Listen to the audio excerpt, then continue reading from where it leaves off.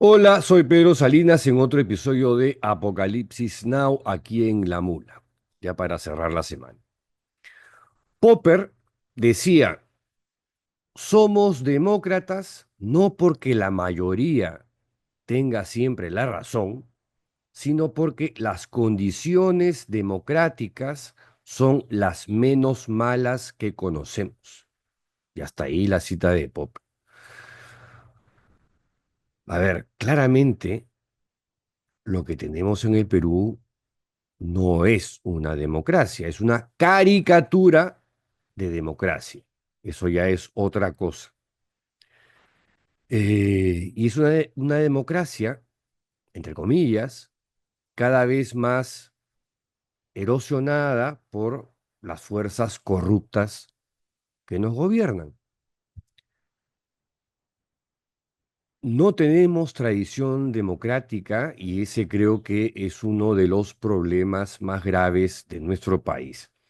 Si la tuviésemos, una tradición democrática, digo, tendríamos ahora, por ejemplo, una oposición política. ¿Cómo se extraña una oposición política? Una oposición política contra el régimen de paja que tenemos y una oposición política contra el fujimorismo que detenta el poder real desde el Congreso.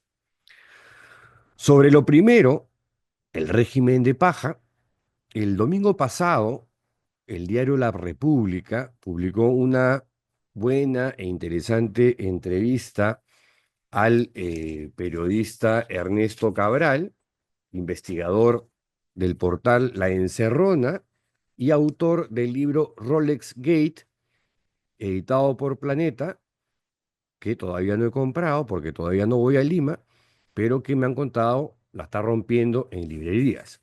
En esta entrevista que hace Emilio Camacho de La República, Emilio pregunta, una pregunta para entender a la presidenta, ¿por qué exhibió los Rolex? ¿Qué necesidad tenía de mostrarlos al público? Pudo haberlos guardado y al final de su mandato los pudo haber vendido o hacer lo que quisiera con ellos, ¿no? En plan, mentalidad Pepe el Vivo. Responde Ernesto Cabral, que con sus investigaciones ya algo conoce al personaje. Hay en ella, en Dina Boluarte, una suerte de vanidad por mostrar, por exhibir, y pone como ejemplo el caso de las cirugías plásticas. Hay un interés muy fuerte de Boluarte por cómo se muestra hacia el público o hacia el exterior. Eso por un lado, señala. Lo otro es que hay una suerte de idea en Boluarte de que ella ha conseguido las cosas sola y no tiene por qué soltarlas. Y eso le trae problemas.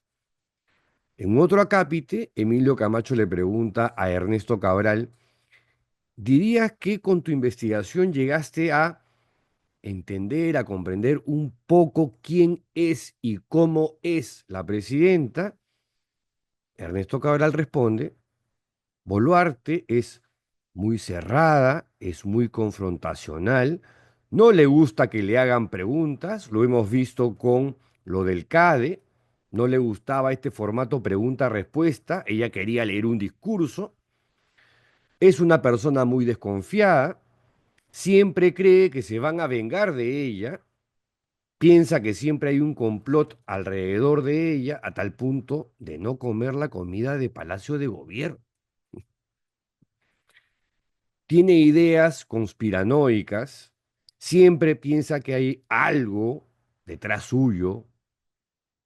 Se entiende por eso que no quiera hablar con la población, que no quiera responder preguntas a la prensa. Y se entiende también por qué se junta con gente que tiene el mismo talante, ¿no? Y ahí están los impresentables de Santibáñez, entre otros. En fin, hasta ahí sobre el régimen de paja, que no tiene oposición política. Sobre lo segundo, sobre el fujimorismo que se crece en este ambiente de inseguridad ciudadana y de caos y de anarquía, ha logrado que el Congreso, hoy por hoy, se convierta en una suerte de casa de citas. Vamos a ponerlo así.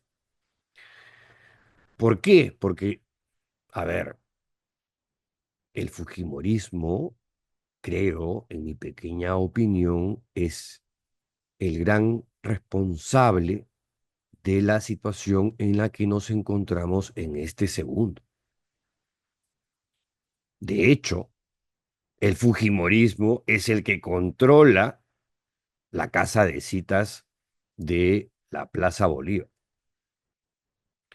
Y es la fuerza que sostiene a esta pobre mujer, la de los Rolex y las cirugías, que, como la ha descrito el periodista Ernesto Cabral, es incapaz de responder una sola pregunta. En una columna de septiembre de este año que ya se acaba, César Hildebrand, director de Hildebrand en sus 13, escribió un artículo que mantiene más vigencia que nunca. El artículo se titula El Fujimorismo está vivo y ahí dice, Fujimori está muerto, pero el Fujimorismo está vivo. Es la infección recurrente del Perú.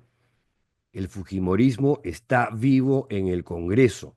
El Fujimorismo es el resumen de las taras peruanas. El Congreso de Lampa que padecemos tiene el inocultable gen fujimorista. Los años 90 han vuelto y el fujimorismo sueña con reinstalarse. Y va terminando diciendo, hoy Keiko gobierna al lado de Dina Boluarte y sostiene un régimen putrefacto. El fujimorismo está en el poder, pero no le basta. Quiere ejercerlo con descaro, sin reproches, con insolencia, sin reparos. El fujimorismo está vivo y apesta más que nunca. Que tengan un lindo fin de semana y regresamos el día lunes, si la tolerancia lo permite.